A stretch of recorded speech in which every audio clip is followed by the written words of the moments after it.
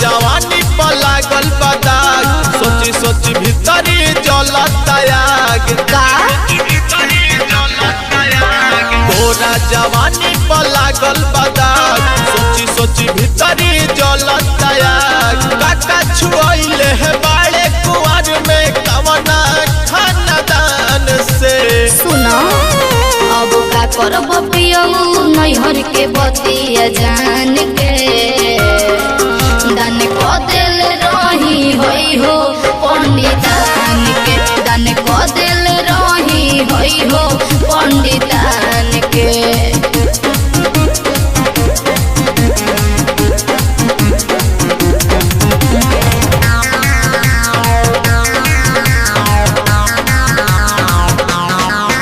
गलती भइल बा हमसे बहुते कुंवारे में सुन के मोर बारे में सब जानत है तोरा बारे में हमरा से पहले मजबूरी में शादी मारत होइबे कुंवारे में बाजी तो फ्री में कोइले बड़ा का भइले बड़े 20 भरत खीस भर देब जदरा कान के एहो अब का करब पियो नैहर के बतिया जान के दान को दिल रही होई हो पंडितान के दान को दिल रही होई हो पंडितान के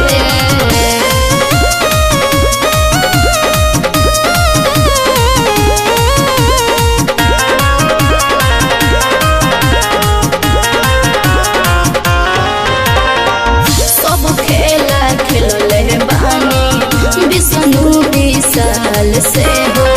छोड़ले ना शिव चरण भी हरि कवनो हाल के हो अच्छा होया का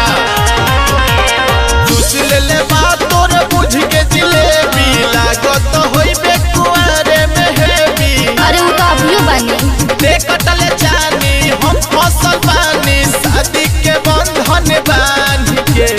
जरूरी रहेगा अब का करब पियो नैहर के बतिया जान के दान को दिल रही होई हो